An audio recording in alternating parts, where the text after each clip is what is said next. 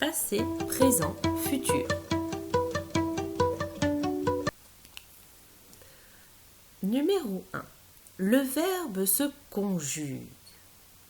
Qu'est-ce que cela veut dire? Cela veut dire qu'il change suivant le temps. Une phrase peut s'écrire au passé, mais aussi au présent et aussi au futur. Exemple 1. Hier, il a plu. Cela veut dire qu'il y a eu de la pluie, il est tombé de l'eau, mais ça s'est arrêté. On est dans le passé. Le verbe a plu est au passé. Il n'y a plus de pluie, mais une flaque d'eau. Hier exprime ce qui s'est passé. Exemple 2. Aujourd'hui, il pleut. Cela veut dire que les gouttes tombent en ce moment, ou au moment où l'on parle. On est au présent. Le verbe, c'est pleut. Le petit mot du présent, aujourd'hui.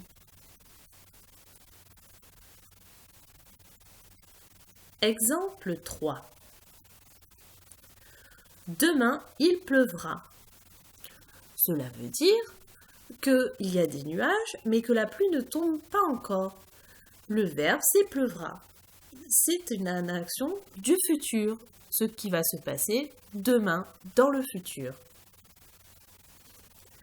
mais qui n'est pas encore arrivé. Numéro 2. Il y a des mots qui aident pour savoir s'il s'agit du passé, du présent ou alors du futur. Exemple.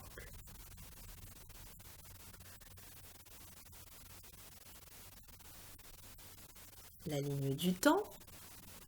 Hier. Autrefois. Il y a 10 ans. L'hiver dernier. La semaine dernière.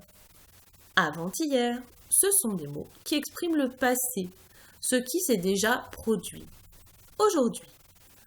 En ce moment. Actuellement. De nos jours. À l'heure actuelle. Ce sont des mots du présent. L'action qui se passe en ce moment, au moment où l'on parle. Et il y a demain, dans 15 jours, dans une semaine, dans un mois, l'année prochaine, dans 10 ans. Ce sont des mots du futur qui expriment les actions qui se passeront plus tard par rapport au moment où l'on parle.